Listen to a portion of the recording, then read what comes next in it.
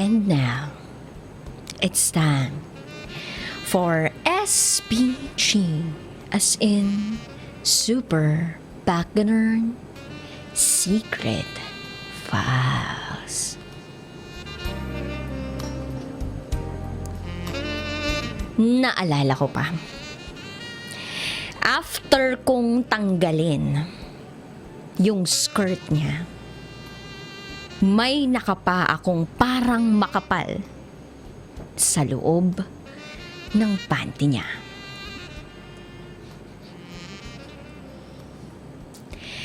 Itago niyo na lang ako sa pangalang Mark. Ako si Mark, taga Mandaluyong. At gusto ko lang sanang ibahagi sa'yo ang karanasan ko. Isang hindi malilimutang karanasan na never kong nasabi o nakuwento kahit kanino. Isang karanasan na kahit sa paglilipas ng panahon ay minumulto pa rin ako.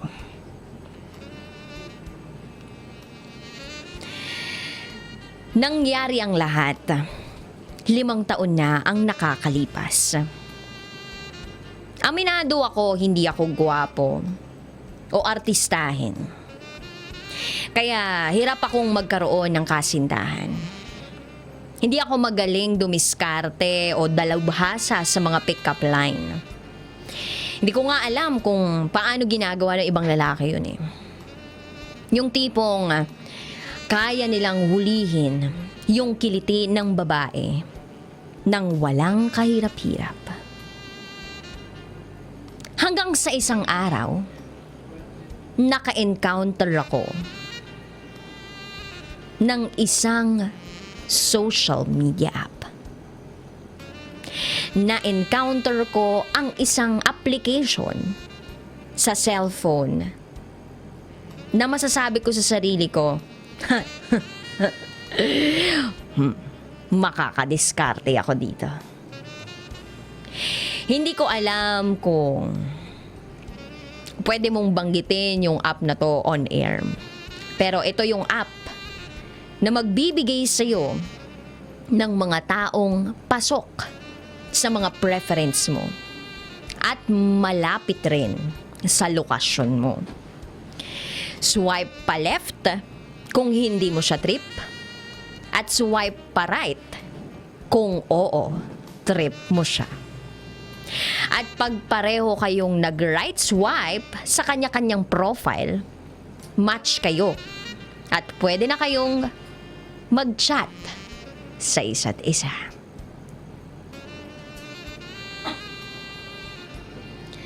Para talagang okay na okay, in-exaggerate ko yung info ko. At ginamit kong profile picture ay si John Lloyd Cruz.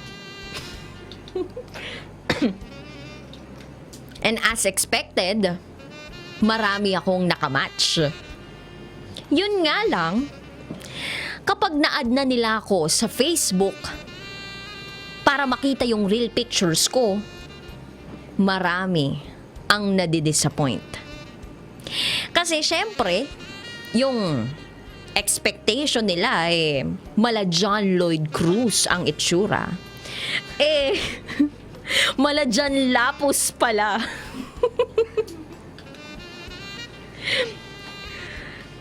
Akala ko talaga madidishearten na ako. Madidiscourage na ako. At mauuwi lang sa wala ang lahat. Pero merong isang tao na hindi nasindak. At itago na lang natin siya sa pangalang Tamara. Taga Mandaluyong din siya. Nagpatuloy ang pagchat-chat namin sa isa't isa. Hanggang sa napagkasunduan naming mag-meet. Noong una, hindi ako makapaniwala kasi kung pagbabasehan ko yung pictures niya sa FB, maganda siya. Chinita. sexy. At talagang malaki ang mga papaya. Para bang it's too good to be true. Kaya ayun, napag-usapan namin na magkita sa isang mall sa Ortigas. 20 minutes ang lumipas. Wala pa siya. Kaya ayun, naglaro na sa isipan ko. Pinagtripan lang siguro ako nito. Nakaka-bad trip naman. Hanggang sa biglang tumunog ang cellphone ko. Nag-text siya. Ang sabi niya, running late siya. Kasi umuwi muna siya at sobrang hirap makasakay ng taxi. Nagsorry siya at tinanong kung mahihintay ko raw ba siya after 30 minutes. Ako naman sabi ko, okay lang, maglilibot muna ako. Hanggang sa finally, nagkita rin kami. Sobrang namangha ako sa kanya kasi di hamak na mas maganda pala siya sa personal. Nag-coffee kami, nag-lunch at nagkwentuhan. Feeling ko talaga sobrang pogi ko. Kasi marami ang natutulala sa kasama ko. Di nga namin namamalayan na ilang oras na pala kaming magkasama at maggagabi na. Pag uwi ko sa amin, hindi pa rin ako makapaniwala sa nangyari. Second date namin, niyaya ko siyang magsine. Noong una, holding hands lang kami. Ewan ko ba kung ano yung pumasok sa isip ko. Inilapit ko yung mukha ko sa pisngi niya at nang smack ako. Ngumiti siya. Kaya next move ko, sa lips. Akala ko ilalayo niya o baka sampalin niya ako, pero wala naman siyang ginawa. Yung simple smack ay naging actual kissing at nauwi sa malalim na pagsisid. Sobrang carried away na ako sa nangyayari. At nasabi ko sa kanyang, I love you. At nag-reply ba naman siya ng, I love you too.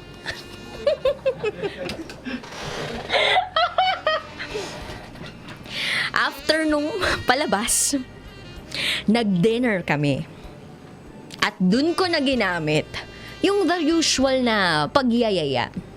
Ang sabi ko sa kanya, baka gusto mong pumunta sa lugar kung saan may privacy. Tumanggi siya.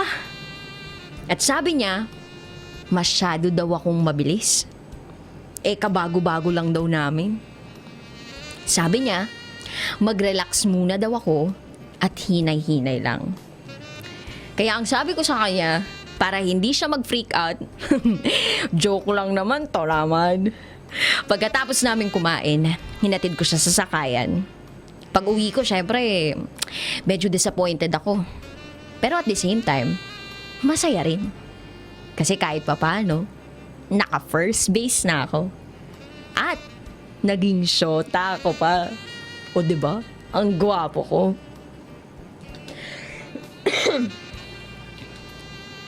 Next date namin, niyaya ko siya sa bar. Noong una, akala ko hindi matutuloy kasi nag-out of town sila. Team building ng opisina nila. Siguro, kakakulit ko, napapayag ko pa rin siya.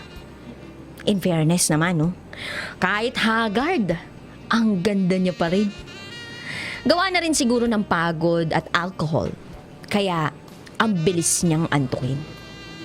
Siyempre, bumanat na naman ako uli ng, gusto mong lumipat kung saan may privacy at makapagpahinga ka? Ayun, pumayag siya. Kaya nag-bill out kaagad ako at dali-daling sumakay ng taxi papuntang Pasig. Sa taxi pa lang, kung ano-anong makamundong gawain ang naglalaro sa isipan ko. Habang si Tamara naman, nakasandal sa braso ko at mahimbing na natutulog. Pagdating sa mot-mot, hiniritan ko yung room boy na mag 12 hours lang kami. Ayun na, hiniga ko siya sa kama, tinanggalan ng sapatos at hinayaang matulog muna. Ako naman, diretso sa banyo, nag-shower, nagsipilyo, at ready nang lumaban si Manoy. Lumabas nang nakatapis lang. Pinagmasdan ko siya. Ang sarap pa rin ng tulog. Kaya inumpusehan ko na ang seremonyas. Hinalikan ko siya sa noo. Then sa lips. Pababa sa leeg. Inangat ko yung blouse niya. At bra niya. Nanlaki ang mga mata ko. Walang foam. Natural na natural ang kanya. Kaya doon muna ako nag-explore. Dora the Explorer. Pagkatapos, bumaba sa tummy area. Pababa ng pababa. Hanggang doon sa sweet spot. After kong tanggalin yung skirt niya, aba, para bang may nakakapa akong parang may makapal sa loob ng panty niya. Sabi ko, ano to? Ay, meron ba siya? At nakanapkin siya? Ay, sabi ko sa isip ko, naku, kung meron to, nakaka-bad trip naman to. Kaya nung binaba ko yung panty niya, nagulat ako. Bakit may nakapalupot na benda? Gusto ko sana siyang gisingin para alamin kung napapaano siya. Pero tulog na tulog pa rin siya. Ang ginawa ko, unti-unti kong tinanggal yung benda sa pagkakapalupot. At doon ko na nakita ang rason. Nakita ko ang kanyang junjun.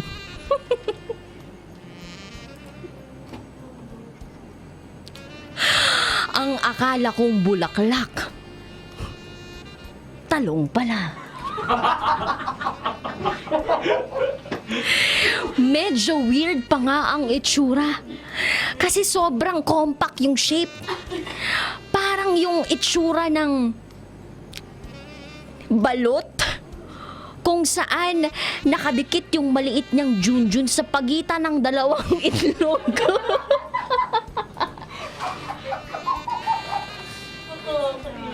Dahil sa higpit ng pagkakabenda, sobrang nataranta ako. Dali-dali ako nagbihis at lumabas ng kwarto. Pero sinita ako ng room boy. At tinanong ako kung saan ako papunta. Sabi ko sa room boy, uuwi na ako. Tapos, sabi ko na lang, nahihimbing pa ng tulog yung kasama ko. At bigla ba naman akong sinabihan ng room boy, ay sir, hindi pwede. So, ang ginawa, balik tayo sa kwarto kasi gusto lang daw nilang makasiguro na nasa maayos na kalagayan yung kasama ko. Para rin daw malaman kung sino ba sa amin yung magbabayad. Dahil ayokong bumalik ng kwarto at ayaw ko ring malaman nung room boy ang nangyari, sabi ko, ganito na lang. Babayaran ko yung 6 hours. Pag makatulog yung kasama ko, okay na yun, diba? Para makatulog naman siya, basta tawagan nyo na lang siya kung mag-e-extend pa siya. Pumayag naman yung room boy. Kaya pagkatapos kong magbayad, tumakbo na akong papalayo.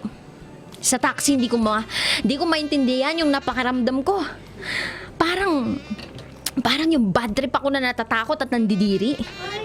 Pag uwi ko, naligo ako, nagsipilyo ng 4 na beses. At nung hindi pa ako nakontento, kumuha ko ng baretang sabong panlaba at kiniskis ko sa ngipin at dila ko. Tinapon ko yung SIM card ko, nag-deactivate ako ng Facebook account ko, hindi ko na rin ginamit yung app kahit kailan. Hindi ako nakatulog hanggang mag-umaga na. At dahil sobrang na-trauma ako sa nangyari, kumuha ako ng bagong SIM card at nagpalit ng number. Nag-open na rin ako ng bagong Facebook account. Hindi na rin ako pumupunta sa mall kung saan kami nagkita o kahit saang lugar kung saan kami nag-date. At mas lalo na doon sa mot-mot kung saan ko siya iniwan. At kahit ilang taon nang nakakalipas at kahit pilit kong binubura sa aking isipan ang nangyari, hinding-hindi ko makakalimutan ang pangyayari tungkol sa isang app at sa isang chiksilog. Maraming salamat po.